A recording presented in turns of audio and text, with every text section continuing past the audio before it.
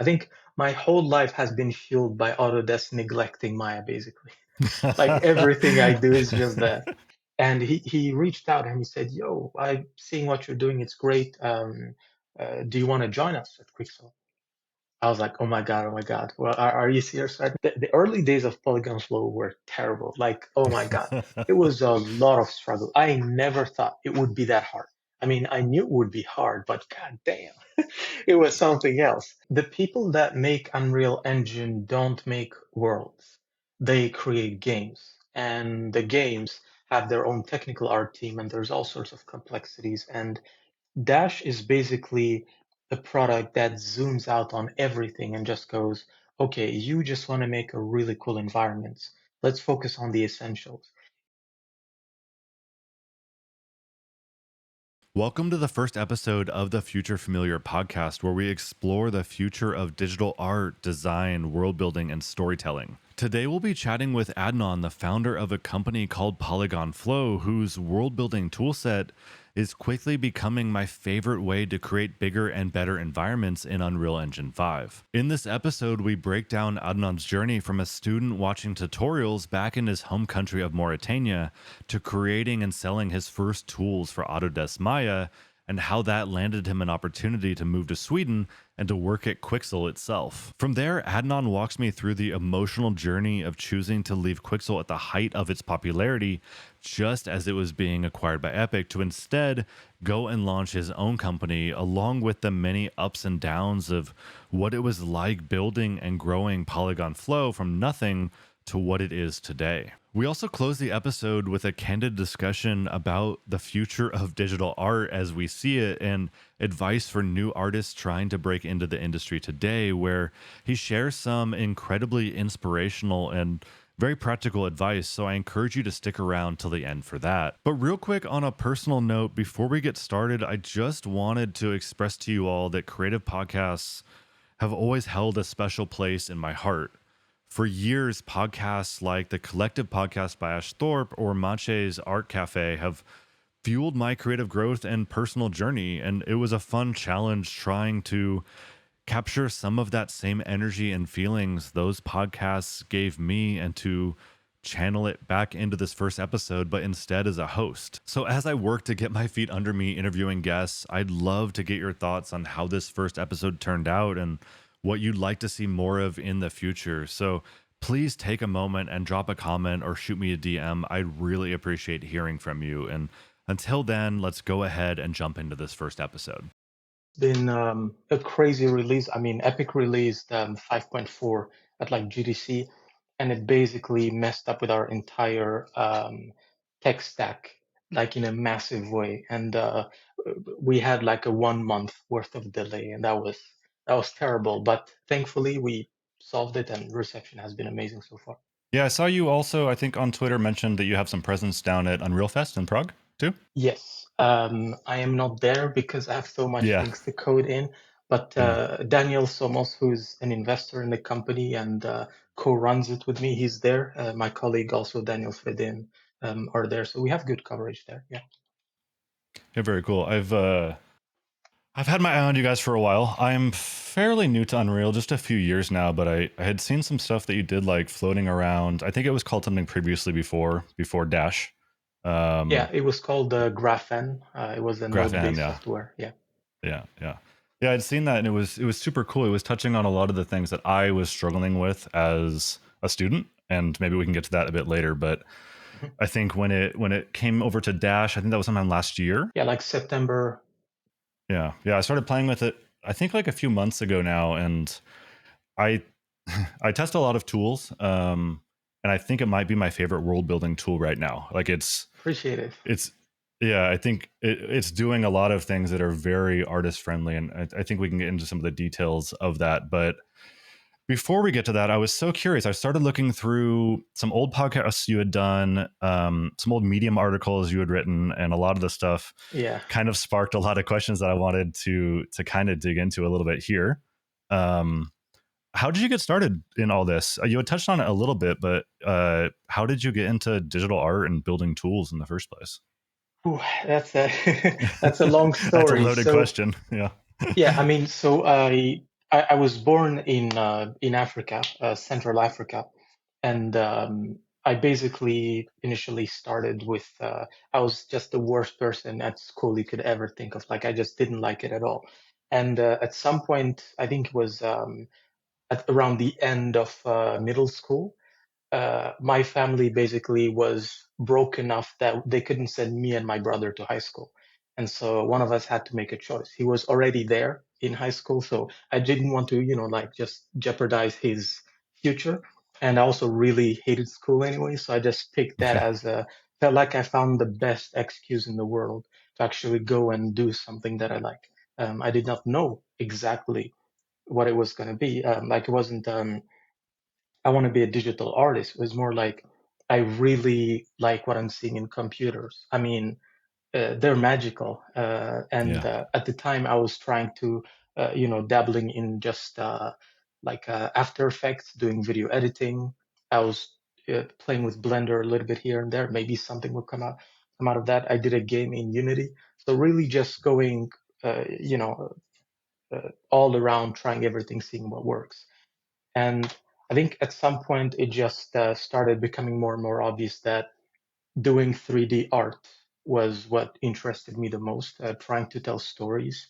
Initially through like small stuff, because when you're a 3D artist, you're gonna make a gun or a table or something, and there's not a great story. You're not gonna create the story of like the Bible or whatever with a gun or Yeah. a table. Yeah.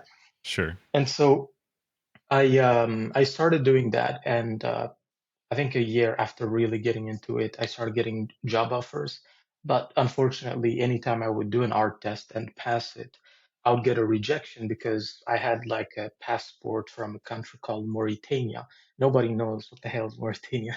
Or even, if you can even, it's the Islamic Republic of Mauritania. We don't have the greatest reputation out there. And so it was a bit complicated to actually get a job overseas. And I just kept doing this over and over again, applying for an art test, getting it, failing. And I remember one time I did not get the art test, and they told me, you didn't get it because you suck. And I was so happy because finally Oh, I man. felt like it was something I could, work on. But I mean, all of that basically made me think that I needed to be an exceptional artist. Like if a team looked at me, um, they should be able to make the case that we're going to get this random dude in some random country in nowhere over someone who literally lives, down the block and who's just as good as a 3D artist. I needed something more. And this is where getting into tech art and making tools came into the picture. I wanted to do environments faster, and so I started with small things, hotkeys and whatnot, and then just small scripts. Like if you have a selected object, apply a random material on it, or randomly adjust the tint of it, that type of stuff. And very progressively, it started going up and up and up and up until one day I became kind of ready to start selling those tools because people in the industry started noticing what I was doing. And yeah, I just started doing that. I posted them on Gumroad. I think the first one was a tool for Maya called QuickPipe. And you I think I basically, actually used that a lot ages of ago. people Yeah. used it. Yeah, Hmm. yeah, a lot of Yeah. people used it. I mean, if you played the God of War game of 2018, some of the routes were made with that tool. And that was when I learned, I was like, oh my God. But Yeah. I That's very mean, cool. that tool basically made me who I am today in a way, making pipes. Who would have thought? And Yeah.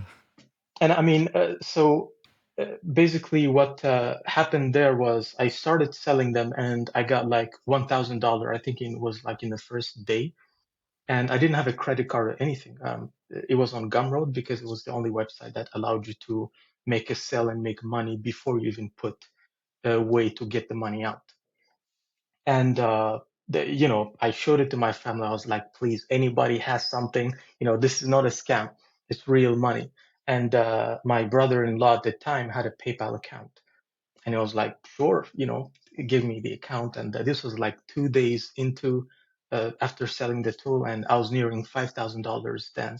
It was, I mean, I like that type of money, making that type of money in Africa in such a tiny amount of time was just unimaginable. and it worked. You know, it wasn't a scam, turned out. Mhm. And so, yeah, I started doing more and more tools, really getting. I never got really good as a programmer because I don't have an inherent interest in that as like an art. For me, it's just I want to solve a problem that allows me to make art. And that meant the range of tools that I could make was limited. Mhm. But it was, I mean, the problem with the industry is the people who make tools don't know how to use them and they don't make art enough to understand how many low hanging fruits there are all around. And and this is basically why I was successful. I wasn't an amazing guy who figured out black magic. It's just no one is looking at the small things that annoy you every single day Mm. and fixing them. And I think until today, Dash, now that I have a bigger team, Dash combines both, like the complex problems and the small ones. But very often we hear people say, you know, I love that tiny checkbox. It makes my day. And so that's basically, selling tools. After that, Quixel tries to hire me, and they fought to get me a visa so that I could come to Sweden, and they managed to do that. And so I joined Quixel in 2017. I built the Megascan plugin for pretty much all DCCs that they had for Maya, not Unity, but for like Maya, Blender, 3ds Max, Unreal Engine. And that was a great kind of gateway for a lot of people to just, drag and drop a Megascan asset into Unreal and have everything, the material ready to go. Same thing with the blend material. A lot to unpack there. That's a long Yeah, journey. A couple years, I guess you probably just covered. yeah, yeah, yeah, um, I would love to unpack a little bit of the early stuff. So, like when you're playing around, you said After Effects and Blender and these different tools. What was that like? Like, what was your inspiration? Like, what was yeah. driving you from thing to thing? I'm curious about that process that I led you think to the kind of tech art. I think the beginning was actually there's this Japanese anime called Naruto, and Yeah, I'm a huge, huge fan of it. And at the time, the episodes get released in Japan, and it usually takes months before the translated versions come out in French or English. But there are these kind of underground communities that go out there, take the episode, and add subtitles. They call them fan subtitles, basically.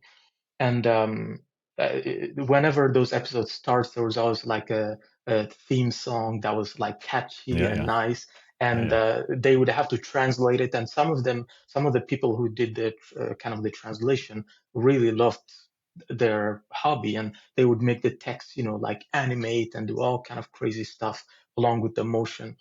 And I just loved that. I was very this was in like the French community because in many parts of Africa we speak French. My mother is half French, and I was very passionate about helping a French sub community in that area. And so I started kind of dabbling into it, and I got good enough. But by the time I was just good enough to start really, uh, contributing, 3D had piqued my interest. And Yeah. yeah, I never, one thing that I have, I think, until this day is I don't hold on like real tight to anything. I feel like, it's just like if you ask me like an opinion on something, and I'm gonna hold it, but unless I feel like this is something I know a lot about, I'm not gonna, fight for it. And for hobbies, I was always the same. I loved everything about the After Effects, and I think it was a bit of Cinema 4D at the time, just doing motion graphic effects with text, like scaling and then vanishing it with opacity, that type of effect. Also, just a lot of keying to make sure that the text, if there's an explosion, to just do some really cool animation. Use Element 3D from Video Copilot, a plugin on After Of Effects, course. Yep. and Mhm. just go in all in on all of that. So that was basically the first kind of phase there. Yeah. And then from there, you discovered what were you building those first tools in? Like, what was your first like tool that you were working on to build? I guess to solve probably some sort of challenge you were having that something wasn't working for you out of the box, or what Yeah, was the? the first Yeah, one was actually QuickPipe. it was Um, QuickPipe. Okay, yeah, it yeah, was. I yeah, mean, I started it on like a Friday, worked throughout the weekend, and then around Saturday, Sunday, really late at night, I just shared a small, maybe 12 seconds GIF where you draw a curve in Maya, you select it, and then you hit one key, and you have these interactive options where you can adjust all kind of parameters. And And how did you build that tool? What were you using at that point? I guess. so at that time, I was using Maya, and I was using this programming language called MelScript. Okay. And Mel scripting is really simple. It's specifically for Maya. It's like Maya embedded language. And basically, you can do like very simple logic where it's like, get selection, and then you do extrude and you find the points and you extrude around. And it gives you all the different options. Again, very simple stuff. It's just when you stack them up, it gives you something that feels truly unique. And when I shared that GIF, there were like four people that I really admired in the industry. One of them was at Christophe Des, who is at Naughty Dog. Another one, Raul Aparicio from Sony Santa Monica, and Victor Rehman, who was at Quixel, with whom I worked with a lot when I joined. They saw it and they were like, Jesus, that looks fantastic. Where can I buy it? I was like, buy Mm-hmm. it. I'm going to give it to you for free once I'm done. And I remember Victor told me, no, do not give this for free. You're trying to break in the industry. This is a great chance. Sell it. I want to pay you because this is going to save me a lot of time. And I was like, yeah, okay, that's fine. And that was the main motivator. In terms of what type of art I was trying to do with it, the main inspiration was from this artist called Tor Frick. He's a hard surface artist in the game industry. He did there's this game called The Ascent by a studio called Neon Giant. Really amazing I don't know how they're called, top down game. But basically, he was a hard surface artist, amazing vehicles, guns, and whatnot. And his kind of signature mark was always his things had a lot of pipes in them. Like it was just something when you see a Torfic render, you know it's a Torfic render. And he was using Modo. I used it a bit, but I was like, I don't want to, leave home just so that I can get pipes. It doesn't make sense. Sure. Yeah. Yeah. And so I decided to that's basically how I started trying to actually get that workflow um, right inside Autodesk Maya as well. I think my whole life has been fueled by Autodesk neglecting Maya, basically. Like everything I do is just that. Yeah, a nice little niche you filled there. I guess maybe not even niche; it was maybe a large need. Yeah, yeah, But yeah. yeah, so then from there, Quixel found you, or you built other tools first, or what was the you had the Yeah, pipe tool, and then from there, what I happened? had a few other tools, and one tool that I built, Quixel had these textures. They're called like atlases. It's just like a sheet of leaves or debris and whatnot. And I think at the time I had built a tool that automatically converted them to meshes. And from there, you could immediately start like scattering them or doing whatever. I didn't do that other part, but just I had this panel where you could browse through all of your atlases and then uh, drag and drop one in the viewport and you'll get it. Kind of an early version of what all these new tools like Quixel Bridge, Dash Content Browser would later on become. And it had picked the eye of what's his name again? Victor, the same Victor. He has been kind of. I think I had like three instances in my life where he just appeared and drastically changed the course. So thanks a lot to him. And he reached out and he said, "Yo, I'm seeing what you're doing. It's great. Do you want to join us at Quixel?" I was like, oh my God. Well, are you serious right now? And later on, I had a call with Teddy, who's the founder of Quixel. And it was basically first love on first sight. I knew we would create some really cool stuff. And when I joined Quixel, it was the company was really small. I had just landed here, and finding an apartment in Sweden takes a lot of time. And so I lived in the office for, I think, the first 2, 3 months. Teddy also lived in the office because he's like obsessed about his work. And what that meant is I got to learn from the greatest. Like Yeah, every sure. day we would be awake until like 4 a.m. just solving some problem on Megascans, trying to come up with something to fix like some details. And I think in that period of time, it basically allowed me to go from understanding the small nitty gritty, like let me solve that tiny bug in Quixel Bridge, all the way to the vision of what he wants to do with it all. And as a result, a lot of people in the company would sometimes come to me and talk and, hear what I think about something, because I try to um, think about Quixel as closely as he does as possible. And that made me go up quite quickly in the company's hierarchy, whatever you want to call it. I went from solving kind of small specific tools to helping the broader content strategy there with how Bridge should work and whatnot. And then when we started distributing Bridge to people, it wasn't very successful, and I was very frustrated by that. So I told Teddy and Vakar, who was the co-founder of Quixel, that I would leave the company if they didn't give me the role of content evangelist, because I want to do marketing and fix it. I mean, I could sell my old tools. I should be able to do this too. And so I had the opportunity to bounce back here and there. It was a really, really cool experience. How long were you at Quixel before you left again to do I your think own thing? I think I was there for about 2.5 to 3 years, something like that. Yeah. It's a very Uh, concentrated period of building, it sounds like. yeah, it was intense, like Mm, crazy intense. I mean, I think when Epic acquired them in November, the 9th of November was announced 2019. I had announced to Teddy a week prior to that I was leaving to start PolygonFlow. Because first of all, leaving Epic was a hard decision because um, all the money that's on the table, sure. that's for sure. But it just felt like if I wanted, I really felt like I wanted to do something that felt like it's my own baby, getting to Yeah. see Quixel from the days of, I used to hear about Quixel all the way back in 2012. And they were really good and still are really good at what they do. And seeing all that journey all the way to, I'll never forget the day before the announcement. Teddy was in the studio, basically trying to record a video announcing it before he goes to London. It was like an Unreal Fest event of sort, and also announce it. And he called me. I had an apartment by then. He called me and he said, "Could you come in? I can't do this. I have to hold the camera. I'm not sure about the script and whatnot." And so I went there and kind of we did a few tweaks here and there on the script, tried to hold some sheets, just to improve the lighting here and there. Did a few takes, and then he went on and announced it. And seeing all of that made me feel I'm not gonna be happy on my deathbed if I don't feel like I tried to go through this adventure from A to Z. And Yeah. hence Polygon Flow.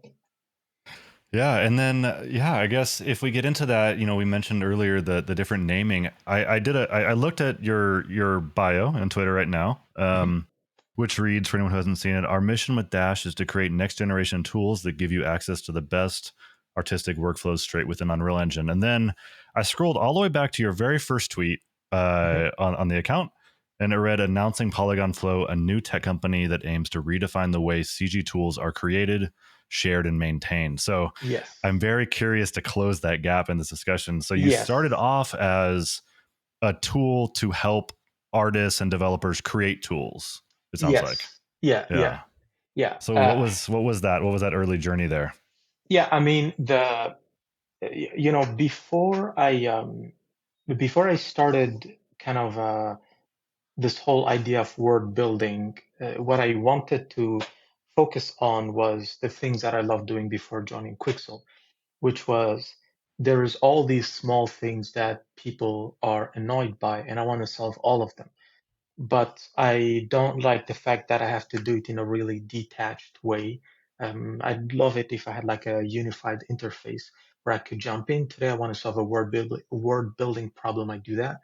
I want to solve some other arbitrary like QuickPipe or whatever problem I'm facing. Even if it's find 10 different open 10 folders, rename all the files based on their timestamp, and then do whatever you want with them. So a workflow automation tool of sorts. And that was basically the vision behind PolygonFlow. We would be creating a lot of the tools that you're seeing today. I think to this day, actually, that's basically what we ended up doing. I think the biggest difference is we focus on the end results versus the process. Initially, we Yeah. wanted to do both. Like we had Graphene, which was the tool maker, and Metanode, which was the tools library. Now, Got it. Metanode has become Dash, library of tools that you can use to solve all kind of problems, with a specific angle towards word building. And so we released the Graphene, and it was like the timing couldn't have been worse because when we started, there was no Blender geometry node, and so there was this huge kind of untapped market. When we started, there was no Maya's Bifrost. Also huge potential on Maya. When we started, Unreal Engine wasn't mature in its world building tools. There's no such thing as PCG or whatever. Again, when we started, Houdini Engine was there, but it wasn't prominent in the industry. But by the time we released, which was around July 2021, there was just no chance. And we tried to push hard, we tried to go, okay, let's focus more on the tools because the building part is going to be hard. Let's improve it and improve the tools even more. We tried to do that, didn't move the needle. And like those were like terrible. The early days of PolygonFlow were terrible. Like, oh my God, it was a lot of struggle. I never thought it would be that hard.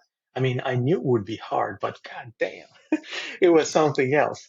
And basically, what we ended up doing, I think it was the announcement of ChatGPT that convinced me that the whole tool building thing, forget about it. That is just not going to happen. Because even if you manage to become wildly successful with it in 3 years, nodes are going to be irrelevant in 3 years. And if they're still relevant, it doesn't mean that it's the right approach. It just means that nobody cares enough to look at how you can actually use natural language to solve all these problems. Because why wouldn't you? And so Right. I think ChatGPT was basically the final nail in the coffin for the tool maker, and the it was an opportunity for us to go, okay, people already love the tools that we're shipping, but they don't seem to care much about the tool maker. Let's give the people what they want. And so we Yeah. went all in. We improved Graphene a lot, and still struggling a bit here and there. And then after a few iterations, we felt like, okay, this next version is going to be really big, but we need to change the name. And I was in Spain. We had a board meeting there, and Teddy, the Quixel founder, happened to be around. And so, we caught up and we started talking about uh, company, non-company stuff, and then Polygon Flow came up, and this is where we started really kind of doing back and forth feedback here and there, just what can I improve, the vice versa. And what came out of it basically was just a lot of encouragement, where I felt like, yeah, I needed that. I needed the motivation. I needed to see someone that is really detached from the day-to-day life of Adnan. And, Yeah. came back from the trip, and just went like, okay, we're going to change the product name, and we're going to change the interface to a prompt bar because we want to really dig more into that. That ended up not working as well as I would have thought. We can get into that later, but yeah, basically just doing that pivot, and we announced Dash, and it was like a massive, massive difference compared to what we did before. And immediately we started seeing people coming in, trying it out, going, you know what, this is actually something I might want to get behind. And yeah, I imagine with like your background and going from, being an artist to building tools to making it at Quixel to going back to your own thing, I imagine when it wasn't working, a lot of thoughts were going through your head of should I have left Quixel, or I don't know. It's I can yeah, imagine that would have been a very contemplative time for you on what your yeah, future would be as a creator, and having that mentorship from somebody so senior in the industry. That's that must have been very comforting, or invaluable. just yeah, yeah, Yeah, absolutely. I mean, I basically live a fairly secluded life. Like, I'm not an introvert. I can go to a conference, talk, mingle, whatever. But if I have the choice, and I do, I basically avoid people at all costs. And Actually, I live in Gothenburg, and Teddy is like a 30 minutes walk, but we see each other once every 3 months, basically. And yeah, I and have a similar personality. I guess we fit in well here in Scandinavia.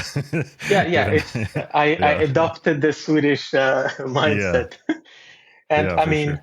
the one of the biggest things I think about how I tend to process information is just I spent a lot of years living alone because I was just so hell bent on making sure that I had a career in the things that I loved.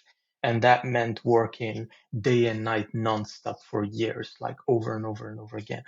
And all the intrusive thoughts, all the bad things you can say about yourself, the good things, they have danced so much that at some point they were just tired and they're like, okay, Yeah, let's make peace with this idiot. It's not worth the trouble. yeah, And so, yeah, as a result, I'm just, I think for better or worse, I'm more comfortable when I'm in moments where it's like a, epic fail or epic win. I can absorb the shock and just start thinking about what can I do next? Because again, the voices that tell you something, I know them.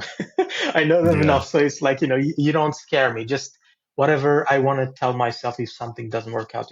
Uh, a big problem here is we tend to associate ourselves with our projects so much, especially when it's a startup.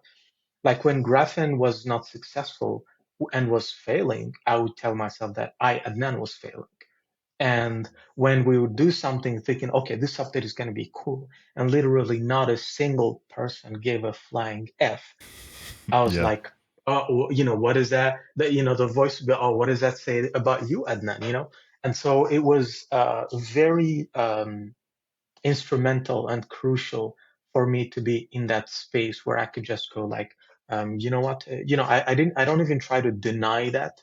In effect, I'm just like, yeah, what does that say about me? I need to make this right.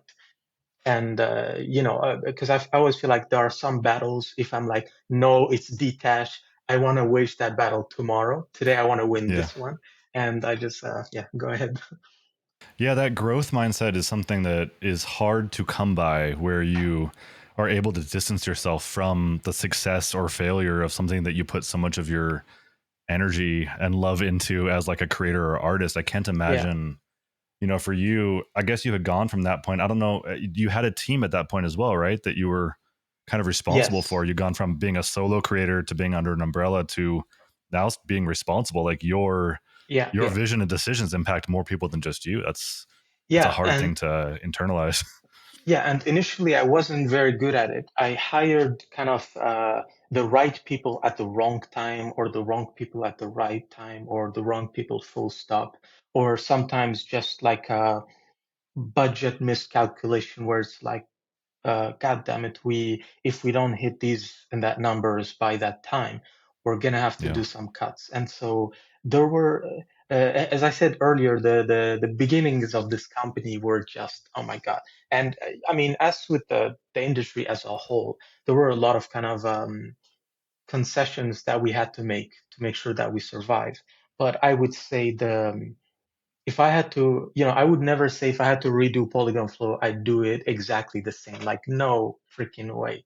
There were so many things that I would change. I would still want to do it, but only if I had like full control and could change like 80% of the things that uh, good and bad decisions. Because sometimes we would make like a pivot where it seemed good in the moment and it gave us some decent numbers, but then over time it plays against us. Like it happens a lot with like architectural changes in the product where it may seem obvious that it's a good choice now, but then later you're just bound to it and you can't change it unless you invest like 6 months worth of engineering in. And you can't do that without basically dying as a company. So there were a lot of things. I think in the end, when I open up Unreal Engine and I try to open PCG and create an environment, or open Houdini Engine, I used to use Houdini a lot. I know the basics of Houdini. In fact, before starting this whole tool maker thing, I tried to create that vision with Houdini because I thought that if I could do this, then problem solved. I just make all the tools that I know people struggle with. I continue making art all the time so that I stay up to date, and voila. But it didn't work because of all the complexities, the UX and whatnot. And Yeah. so nowadays, when I open up Dash, it's like it feels unique in how it approaches everything, and I think the end result has been really good of this I want to talk journey. about that experience here in a second because I Mhm. noticed the same thing. And but before we do that, just because people listening might not fully understand what it is Dash is, we kind of glossed over it a little bit and touched on it here and there. But Yeah, for somebody who's like new to Unreal or new to world building and building in general, what is Dash to Unreal Engine, right? Like if you were to open yeah. up an Unreal Engine as like a new creator and then you layered Dash on top of it, what's kind of like that main experience difference that you guys are building? Sure. I mean, the people that make Unreal Engine don't make worlds. They create games, and the games have their own technical art team, and there's all sorts of complexities. And Dash is basically a product that zooms out on everything and just goes, okay, you just want to make a really cool environment. Let's focus on the essentials. You want to be able to scatter objects. Here's a tool that allows you to do that. You want to be able to browse them and tag your assets just so they're easier to find. Here's a tool that allows you to do that. And it continues on like materials where you want to paint a path and have some water puddle. So basically, Dash is a very, very structured approach to the word building process. And that goes from the blank scene all the way to the post processing level. Any problem that sits in between. The other day, we were solving a tiny thing where it's like, let's say you are making a material and you or some assets and you want to send them to me. In Unreal Engine, it's like a really complicated project of migrating, blah blah blah, find the dependencies. We're just like, well, I have to do this often. Let me make an action. Just type export, hit enter, and it exports your selection in a zip. You can send it done. So Dash can be something as small as that, all the way to here's this big word building system. Like the goal is to make sure that you can get home by dinner, basically, and that Yeah. involves all of those tiny tiny steps. Mm. When I was reading, or I guess like going back to like your live broadcast you did last week for 1.7, which is the most recent version, Mhm. you did something that mirrored something you wrote a long time ago. I think when you were talking about like a feature or benefit of MetaNode, you had Mhm. written something around UV unwrapping where you could just type unwrap objects and then it would unwrap objects. And then Yeah, when I was looking at your live stream last week, the very first thing you did to showcase Dash was F11 into full screen mode. And I thought that it was such a small thing, but so different than yeah, I've ever interacted with Unreal before. Where, you know, if you look at Unreal, if anyone's ever opened it, you have like a bunch of panels and buttons. And if you're a beginner and you watch a beginner tutorial, the first thing people do is like, here's like the UI and all these things is what's going on. And you were giving intro to Dash, and the first thing you did was removed all that. It was yeah, all you see is a viewport and a little bar at the top, and then all of a sudden you're creating by typing and doing different things. And I thought that experience was very artist friendly, very cool. yeah, yeah, But yeah. I'm curious, like how you got to that exact experience where Mhm. there's not panels and settings and buttons. It's just be in this borderless viewports and just start creating here. Like, what was the realization point where you knew you wanted to do that? Because it seemed like even back with MetaNode, you already wanted people just to be typing things and to change that experience a little bit. Like, Yeah, how did that come to yeah. be as like a vision of yours? I mean, I think it's just I don't want to make tools. I want to make art, and Hmm. I find modern interfaces to be repulsive. I find Dash's interface to be repulsive, to be honest. I find like I really think that the current creative process is just completely broken. And I am obsessed with this ability that where well this how can I even describe it? This the canvas that painters have, where you have your brush and there's something in front of you, and then you move your hand. There's no UI UX. If you want to do something, it's just either you have the skills or you don't, and that's it. And what I wanted to transcribe basically with Dash was just something similar, where it's like what would you do if you weren't in your current circumstances, if there wasn't all of these things around you and it was just you and your ideas, would they actually be worth it? I think most people have terrible ideas, but they kind of materialize them, and so there's not even this iterative process to get to the better version of the ideas. And my hope, even for myself, I do these. Last year, I did this daily art where every day I make one environment. I did it for 62 days. I'm doing it now. I'm on the day. Today is going to be day 31, so I have to do one sometime later after the call.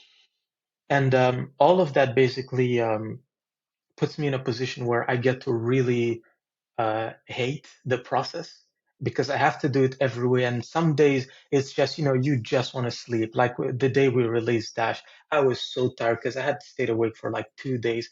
Like it was just, oh my God, I have to do this again. But I ended up staying for like the whole night and I was doing support like nonstop and then started noting down some ideas and everything because when you get to make art every single day and you also get to figure out the tools to automate it, I think that's such a unique position that For it sure. yeah it just means you get to have some really cool ideas about the process that others haven't figured out yet. Hmm. I think you were also talking about something. I think you articulated it much better than I can rehash it. But you were talking about finding that balance between, with Dash and with tools like Dash, being able to remove a lot of that pain and monotony of like doing repetitive things, or Yeah, finding a balance between removing a lot of that stuff, but also having enough there that it feels gratifying to create something. yeah, yeah, yeah, Where, yeah, I would love to dig into that a little bit. Like, what is the yeah. philosophy? Because I imagine that's tough for you because, as what you create, if we continue progressing, it'll be more and more things they're able to offer us to be able to do things faster, but still being able to hold enough back. Like, how are you? Yeah, What are the conversations you're having around that? I think the main conversation driver is definitely AI, more specifically Yeah, things like Midjourney. And when I open up Midjourney and then I type a really intricate prompt, I know some people type a lazy thing and get a beautiful image, but you can also type lucky a spins. very, Yeah, yeah, you can type a very specific prompt to get something you had in mind, and it does it quite well. And it's like, oh, this actually looks really nice. But at no point do I feel a connection to it where it's like, oof, this is actually really hard. Um, yeah, and I think that feeling is something I want to make sure that always stays there. And it doesn't have to be, it's like a layered problem. The first one is the process. How far do you want to automate the process? So, with Dash, as you said, as we keep automating, we will inevitably make the process so easy that people can make anything. And I think there, I'm not going to add stuff just because I'm like, no, no, no, I want you to struggle, please. That doesn't sure, make sense. If it's not worth having there in the creative experience, it shouldn't be there. However, and this is one of the reasons why I'm not worried about AI at all. I think like stories at the end of the day is the only thing that matter. And the fact that I have Midjourney hasn't resulted in me being able to have better ideas around stories to tell about the world, sci-fi, medieval, whatever. Like I still have the same um, landscape in my mind about different ideas, the same bottlenecks and everything else. And so and I think that's inevitable. Like, in many ways, we are the products of our circumstances, of our environments, and whatnot, and that shapes the type of stories. Like someone like me, you might think it's let's say it's stereotypical to think I want to make a story about like struggling and uh, being born in like poverty in Africa and then making it, blah blah blah. And very often you will actually be right. Like stereotypes are very often right. It's like, yeah, that's a journey that is rare, and you should be proud that you make that thing. And people love to hear that story, so it's worth telling.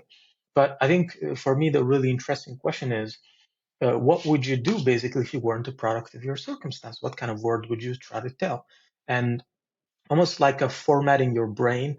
but keeping the philosophies there, and then, unleashing you and seeing what you're going to create. And this is the part where I think there has to be a struggle. And what that translates to when you're working with something like Dash is give people the right lighting tool, give them the right scattering tool, material editing, and everything.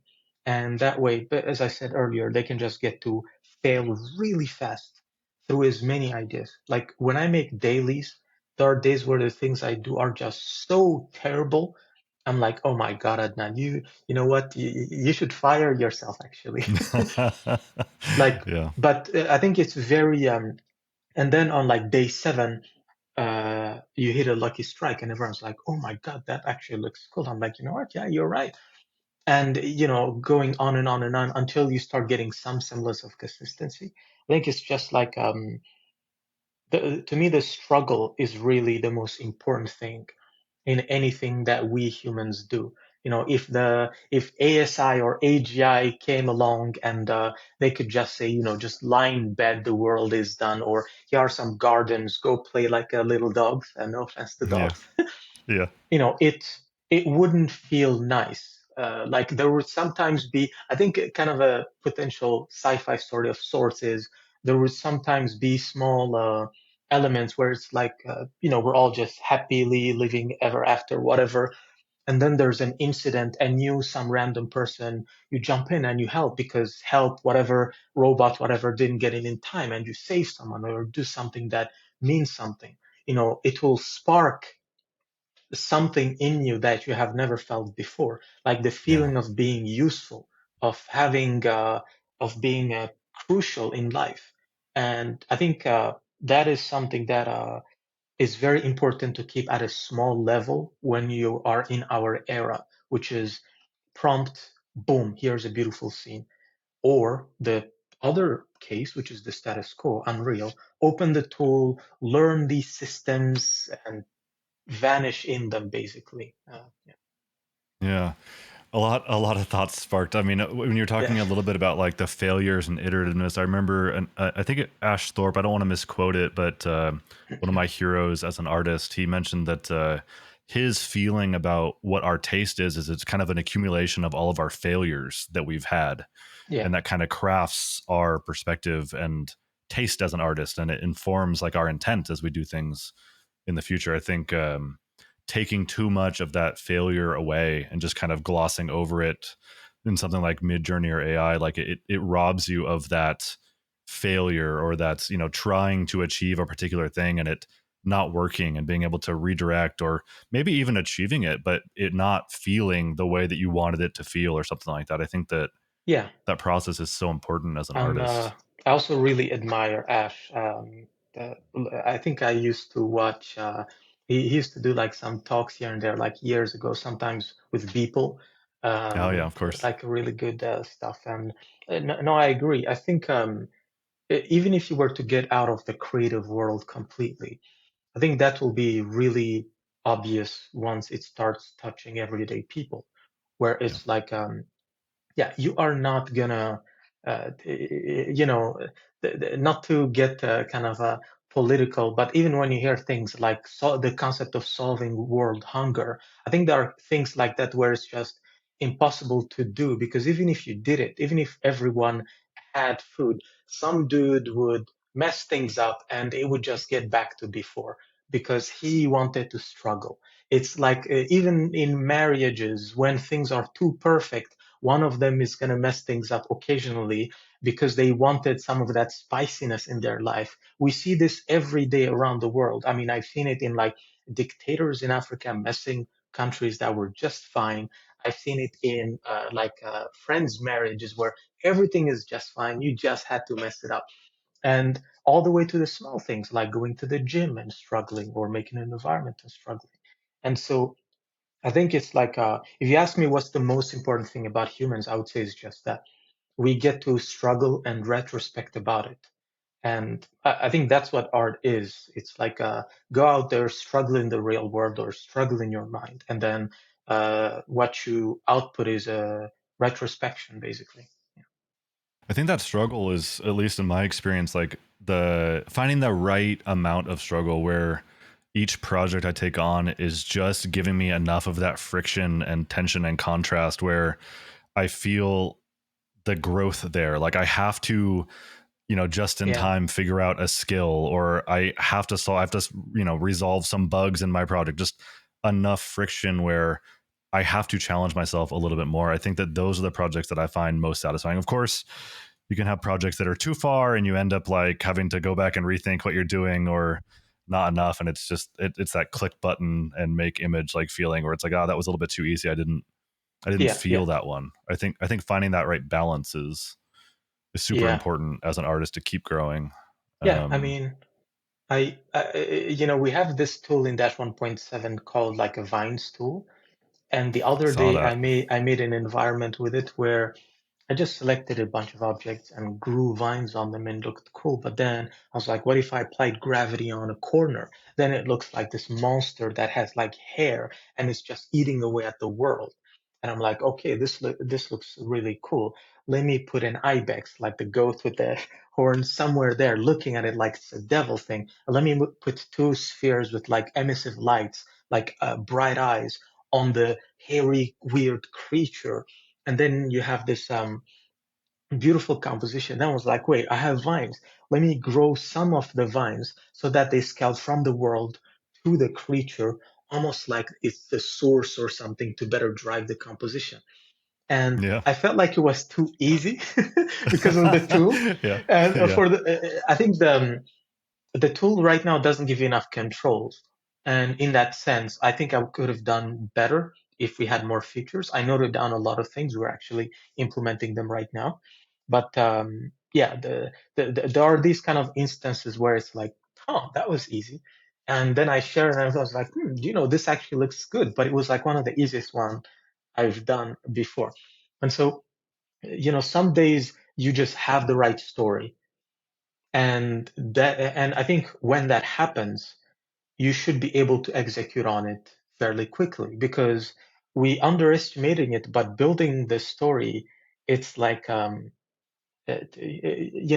you think about something like consciousness, sometimes ideas just come into your brain, but what we don't get to appreciate is that they are a product of so much, so many things going on, so many small details in your life. It's like they are the struggles that we're not aware of, the small things. It's almost like you invest in a stock and you forget about it. And every now and then you just have a reminder, here's this amount of money in your bank account from that stock that you forget about and you can't know where it comes from. And Yeah. I feel like that's how it works sometimes, where the idea will just strike you and just go like, oh my God, I need to sit down and do it. And having tools where I can actually do that, sit down and actually do it, it's just like best thing ever. Yeah.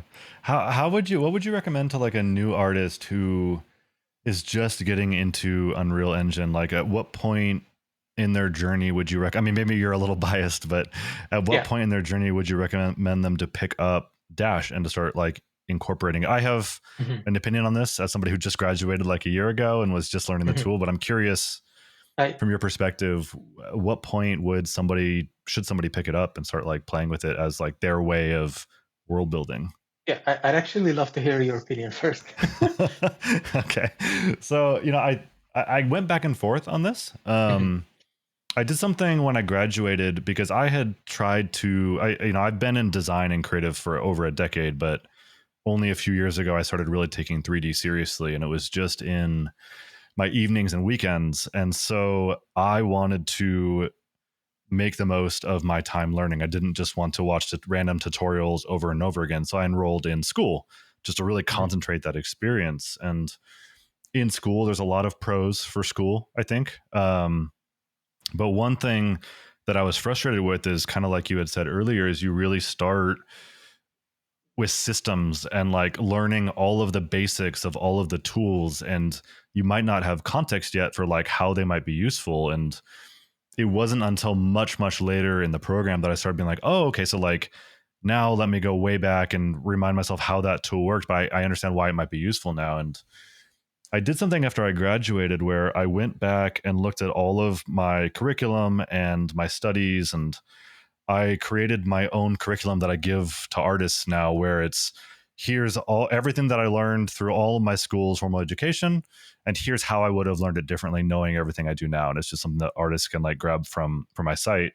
Mhm. And the way I recommended it after that is a bunch of just get your feet wet crash courses, make it as easy as possible just to make something. I remember we were always challenged with like starting small in Yeah, our projects, and I think that's good advice.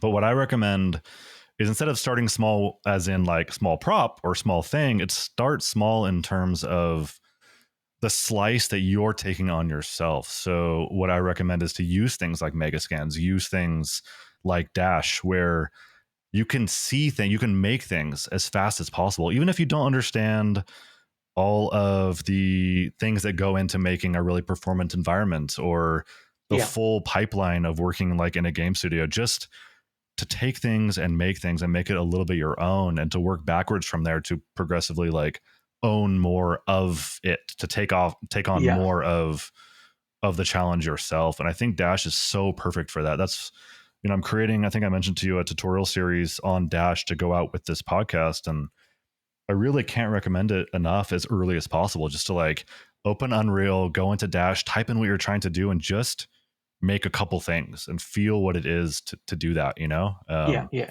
So that's my take on it. I don't know. I guess it always yeah. depends on the goal of the artist, but in general, I think I that's think what I recommend.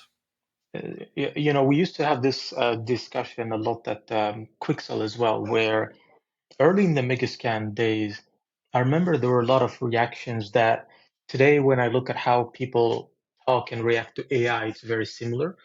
Where it's like, no, if you're using it, it's cheating. I mean, this is not, it's not going to help you, blah, blah, blah. And I think the the advice that I give with regards to Dash remains the same as I give with regards to Megascans, which is you are trying to make good art, and that's all that matters. If you want to become a good prop artist, don't learn how to make good environments with Megascans. Learn how to make good props, and then learn how to make good environment. It's like both of them. And it basically same thing with a lighter. If you want to have know how to make good lighting, download made scenes. There's a lot of them in the marketplace. Most of them are Yep. lit by environment artists who most just don't know how to light a scene properly. Like, do something so good that the original creator of the environment will just maybe even send you his current project and say, let's do a collab because I just love the way you're lighting scenes. And it's like if you know a specialty like that, I think that's you're really lucky because you can just dig in like that, focus, as you said, on a slice of the world that you're trying to create. If, Yeah. however, you're just jumping in like, I want to make environments, but you don't know where exactly, just have fun, watch a tutorial that is like 4 hours long or even multiple days long, like a course, and try to create everything. And then do a postmortem on what are the areas that I struggled with and what are the areas that I enjoyed. And you just start looking around. And I think at some point you do that a few times, you'll start having a good understanding of what you want to do. Of course, given the current state of the industry, it's very important to also ask yourself, what I'm about to do, is it going to help me get a job quickly? And if you say you want to be a concept artist, I'll just open LinkedIn and type like looking for a job, concept art, and then you're just going to see senior artists that worked on the biggest franchises that you love who are struggling. Yeah. And it's the things are hard out there, and you should be, as someone who's coming into the industry, you should keep that in mind. If you love something, don't let it kill you. Basically, Yeah. it's just not worth it, like at all. And there's always a space where you can pick a job that you like less, but still it gives you enough time to have as a hobby uh, something that you like doing in the digital or even the real world, from woodworking to concept art, doesn't matter where. So it's just, if you're sure, in summary, if you're sure about what you do, focus on that slice. If you're unsure, do everything and then wait between job market potential and your own capacity to do it, even when it's super annoying, anyways.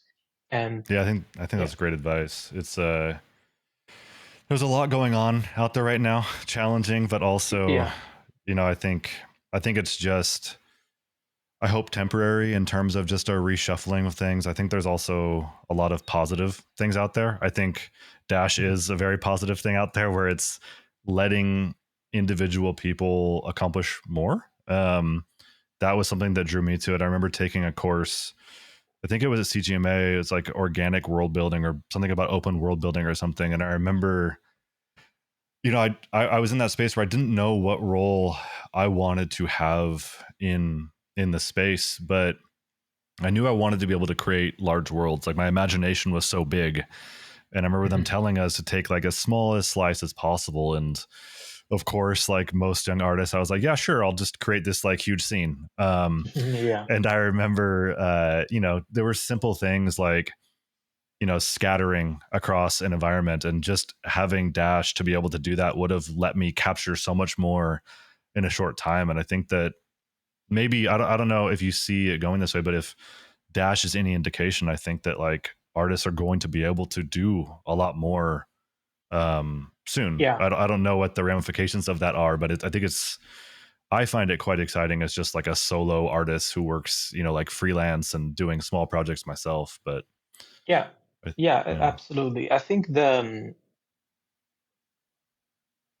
is kind of there's many worlds that are possible today, and one of them is we end up like the music industry, which is making music has become so affordable and easy that anyone can make it. Like Grimes, the musician, started just in her apartment making bangers. And there are a lot of people out there who just are like world-known artists, but most people don't know. They don't know how to play the guitar or anything. They're just sitting on a computer, typing stuff and adjusting. They have good taste. That's the thing. Yeah. And I think this is the most exciting and terrifying time, I think, ever, because you're not even in a position where you can say, if the process becomes so easy, I will be able to struggle with it with my ideas and fail and so on. Because if you believe that, let's say AI systems or Dash or whoever will continue to make this so easy that the process itself is like a given, it's just the ideas that matter. There's no reason you won't believe also that the ideas with system like ChatGPT are not going to improve and help you make better ideas than you ever could. It's like you have sometimes in team dynamics where two strikers, one of them is really good, the other is just too shy, always makes the pass to the other one because he's afraid of taking the shot. If you have a companion in ChatGPT or whatever system that always makes the right shot. And in retrospect, you look at it and you're like, okay, this was actually the right choice. It will never help you face failure and actually understand that, okay, I need to, stand up and try again. And knowing that you'll fail again until you start getting it right. And bit by bit, you build up. So I think I hear a lot of talk about creativity being democratized, but the problem is it's like we made sand think and now we get to live with the consequences. It's everything. It's thinking ideas. My sister is currently starting her business, and she sometimes uses ChatGPT just to talk to it about some ideas. What do you think about this? What do you think about that? And getting some really good feedback. And I'm using it for coding. It's gonna get better everywhere. And I think the only concern that I have in this space is just, as I said, it gives you ideas that are so good and sound so good that most of us stop trying things that are just uh, wild, messed, whatever. But yeah, I guess at the end of the day, to counterbalance that and not to be too gloomy, you'll always have misfits that will, show us otherwise. And I guess that's how like with Star Wars, every Star Wars is super generic, but then Andor comes out or Rogue One comes out. Everyone goes like, okay, this is actually really good. So I think you might end up with a dynamic like that with almost everything, where most people do bland generic shit, but every now and then someone comes up and does something that just blows minds. What would you recommend? Because this podcast is a lot for beginners and people trying to get into the industry and world building, digital art, design, Hmm. whatever it is. Like, what if you were graduating today, just Oh in boy. any field? What I think it's something that's tough to wrestle with. But what would you Yeah. say to somebody I graduating? Not in terms of specific advice, but just mindset or maybe perspective to have to kind of yeah. help them navigate. So actually, the one advice that I would give them is do not listen to senior people or people who work in the industry, because we arrived at a time when things are completely different. Whatever advice that we have on how to get in does not apply anymore at all. Like that, I cannot stress it enough. Before even talking about the ideas, your dreams, and all that stuff, don't listen to us. The world was really different, like 10 years ago, even 7 years ago. Yeah. So that's kind of the first one. The second one, which is more like a mindset, it's just learn to appreciate the little things that may help you in your art. Like if you're going out there, pay extra attention to the world. If you don't go out there, actually look at a lot of images. I have it as a routine every morning. I have this huge reference folder. I open it and then I just scroll through a bunch of them, just trying to pick up elements that may spark some ideas.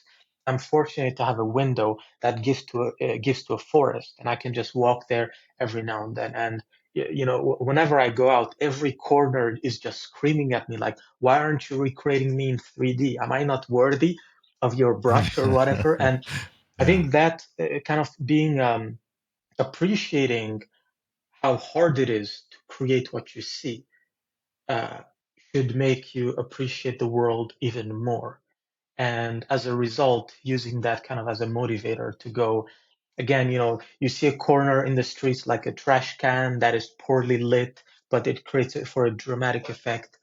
That corner deserves its story. It's a nothing in the grand scheme of things, but you should make it because someone out there is going to appreciate that. Someone out there doesn't live in, maybe they live in like Kolkata in India, where there's just not these type of sceneries, and when they see that, they're going, this looks oddly fascinating. Similarly, people in Japan constantly give us so much amazing art that today, if someone says Nobunaga or the Shogun, we all know what it means because they appreciate their history and their art so much that they're willing to nonstop just retelling it over and over again.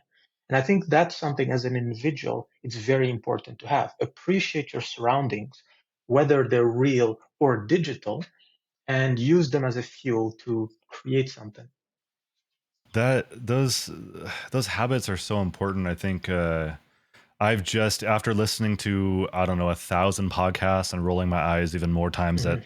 the power of walks or building habits around observation, I finally gave into it a few months ago. And every morning I wake up, I do a long walk and just kind of observe my surroundings and kind of build up that bank of just like ideas Yeah, and thoughts and reference so that when I get back to whatever I'm creating, like you said earlier, like maybe it's not even like a conscious thing, but I've just kind of filled it up and taken that time instead of just trying to like force something out or to, yeah, to make everything so conscious. I think it's important to have those habits that help you maybe passively just kind of invest in those ideas. And do you have habits around that? You said you go for walks in the forest. Is it something that you do yeah. regularly or is it just when you have a chance? Occasionally, I can't afford to build habits, sorry, because the company is so demanding. There are sometimes, sometimes I'll spend like a month where I pretty much never go out, and it's just intense work over and over again. And then there were times where it's a bit more peaceful, and so I can afford to go out a bit more. I'm just lucky that I have this huge window, like it's why I have all this lighting. I have All no that light natural in light. in house actually, it's just a window And when I roll out I keep forgetting the blinds, it's just such a wonderful view. And I can get to appreciate that a little bit. And like, yeah, in terms of habit, I'm like the complete opposite of someone who has like a routine in the Yeah. real world and does something. The only habits that I have is when I wake up, I look at images and then I jump to work. Like those are the only two things I would say that are like consistent. Um, and that's it. Yeah. And then your daily art, are you doing that in the evening after everything? Is that something that you use to like close out your day, or just kind of whenever you get a free Yeah. second from your company? I I pretty much do it to close the day. I don't know if it's the right choice. I think I haven't given myself the time to try differently. Probably, during the day there's work. People in the company are spread out in the time zone. Like our CTO is in Vietnam. Part of the team is in Europe, Eastern Europe. We have a guy in the US. We're really scattered. And for me, the optimal time zone depends on the current sprint. There are times when I will start waking up at like 5 p.m. and then work all the way to 5 a.m. and then catch up with a few kind of colleagues and then sleep and repeat. And sometimes I will have to, okay, I can't afford to sleep because I have some meetings with some studio, whatever, at noon. So I'll just have to cruise through and then give myself like 10. The one thing actually that is consistent about Adnan ever is just sleep. I never ever sacrifice sleep. Like if I feel like I have to sleep 10 hours, but I have a crucial meeting in hour 9, I am literally going to cancel that crucial meeting. I Yeah. every single time I try to fight that habit, my life gets destroyed, Yeah. basically. So yeah, that's the one thing I never ever mess with. It's just sleep. Yeah. Yeah, I think that's something that I've ebbed and flowed with over the years as a creative. I think that like there's a lot of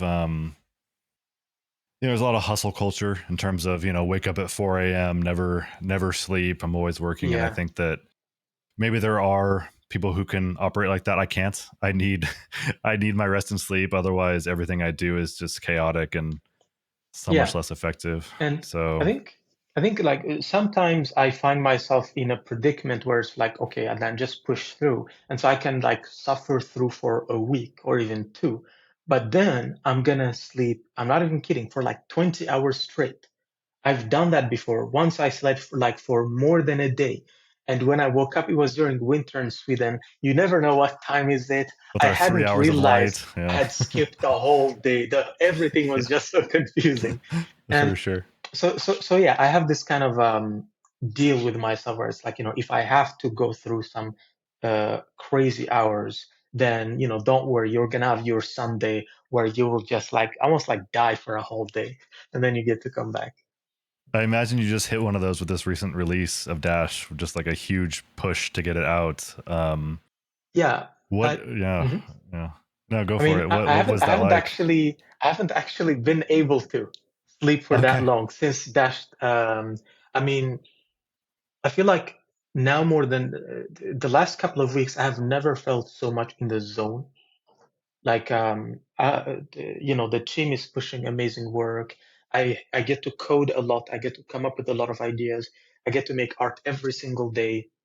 I got to make the 1.7 release, which was quite fun to do, although super rushed. So there's so many things that I'm working on that it's just every minute that I don't spend creating. Like we have all these tools that allow you to create like path. Like we have a tool called QuickPipe, which is does pipes because it's still not easy in Unreal Engine.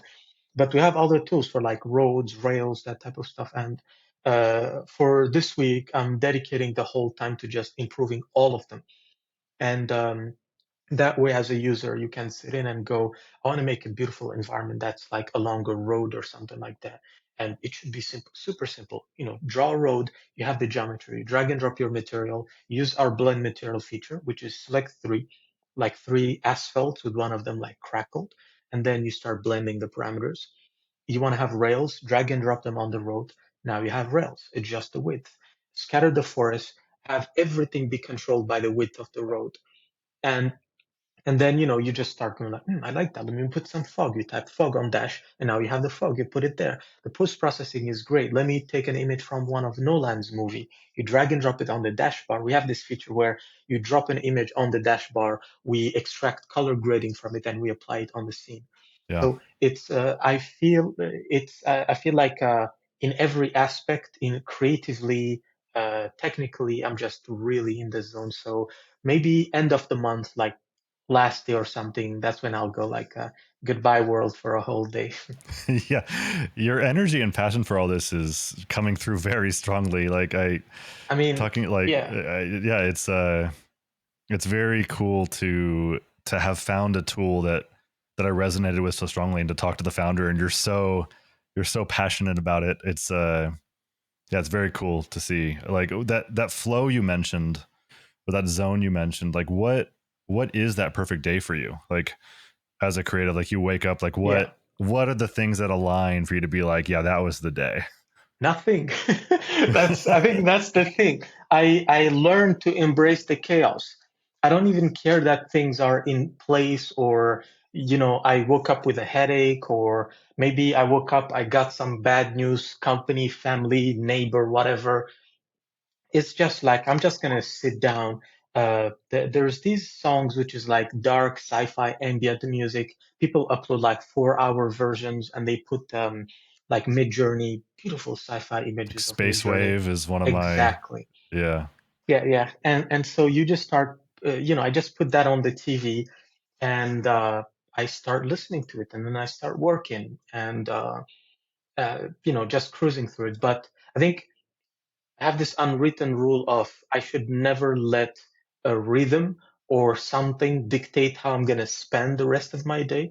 I don't always live up to it, but I try to do it most of the time. If suddenly I get interrupted by like something where I need to go out for an hour or whatever, it's like, God damn it, like that's as hard as I allow myself to be angry most of the time. Just like, oh man. And then it's like, okay, let's get back to it. And but I think most of it, mostly about the passion aspect. It's I really really like the real world. Like I don't go out often, and I think maybe that it gives me a better sense of appreciation. But this obsession of looking at something and almost trying to understand that it wants to be painted and communicated to a wider world than this tiny corner of Gothenburg. I'm so obsessed by that idea of corners around the world kind of talking to me and saying, please spread the word, Yeah. I am the true art piece, create me. And I think that feeling when I go out there probably drives me like 50% of the time. Yeah. On that note, and maybe just kind of closing, I was wondering throughout this, you're kind of manifesting and building all of these things. It seems like you have a vision and you just go and build it. But I imagine there's a lot of constraints along the way. But if there were no constraints on what you could build, is there a technology or world building tool that Mhm. you wish that you could build, or maybe that you imagine someday we can have as creators, that just isn't possible now, but you in your imagination wish that we could Yeah. have? Hmm.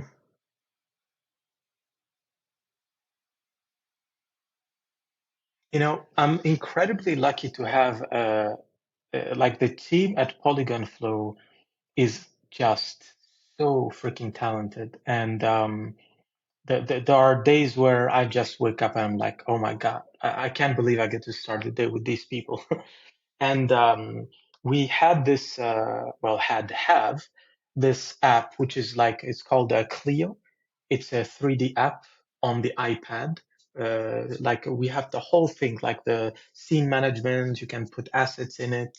The content browser, there's actually better than the one Dash has. You can just drag and drop asset. Everything feels snappy. And I dream of a world for Polygon Flow, the Polygon Flow of tomorrow could be 2026 or 7, whatever, where we get to create our own kind of software and put all of these ideas in one space. And then if you are a user of Cinema 4D, just like today, you're going to download Substance Painter if you want to texture your assets, or what's its name again? Gaia, if you want to texture or create like landscapes and whatnot.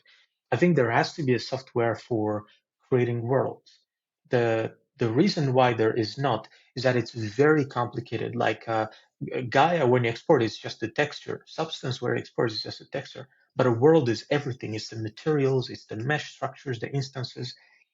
And I think, I know the quote of JFK, we do not do these things because they're easy, we do them because they're hard. It can be cheesy, but I feel like that's the type of challenge where the team at PolygonFlow is like incredibly well suited to do that. And that, I think long term, that would be the best uh, vision of this company that I have, an individual product where world building, we're not constrained by Unreal Engine. We can do whatever we want and just you make amazing worlds, and then you have a button where you send to Unreal. If Unreal is open, we automatically load everything for you. And Yeah. then you have your beautiful world. Maybe you're making a game. You can start walking your character in that environment, stuff like I'm very excited for that future. I'm that. Me I'm too. excited to follow along with you guys as you build these things. What is the best way for people to keep up with what you're doing? I know you have a pretty active Discord. Yes. You share a lot of stuff on Twitter. You're doing live streams now. What's the best way for people to keep up with you as you head towards that future? Yeah, I think follow us basically on YouTube. We publish our videos, which is about updates on the company all the time there. The YouTube channel is called PolygonFlow. You can type PolygonFlow dash.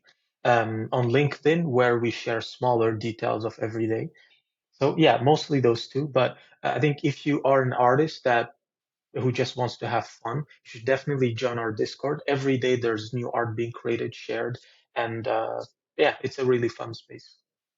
Yeah, cool. I'll definitely link all those in the description, so everybody should have links to those. And like I said in the beginning, I'll also be doing a tutorial series for this. I'll send it to you, Adnan, to take a peek before I release it. Make Yes. sure everything's in order and kind of showing the best sides of Dash. I think it has so much that I don't even know how long that series will need to be to capture a portion of it. But Yeah. I thank mean, you, thank you I'll be for everything that you here. did with this. It's amazing. Yeah, I'll be here if you have any questions or suggestions, feature requests, whether it's you're the audience. I'm always on Discord, like super Yeah. active, every single day. So anyone has some ideas, feedback, just let me know. Yeah, I've noticed you almost never go offline. Every time Yeah. that I Yeah. like come and go to bed, you're on Discord. So Yeah, very pretty cool. much. Yeah. Awesome. Well, I appreciate you taking the time. Congratulations on the launch of 1.7. Perfect. Thank you Um, for having me. yeah, for sure. All right. You have a good evening, and I'll catch you guys in the next updates. Yeah. That's good, man. See ya. Cool. Take care. Yeah. See you.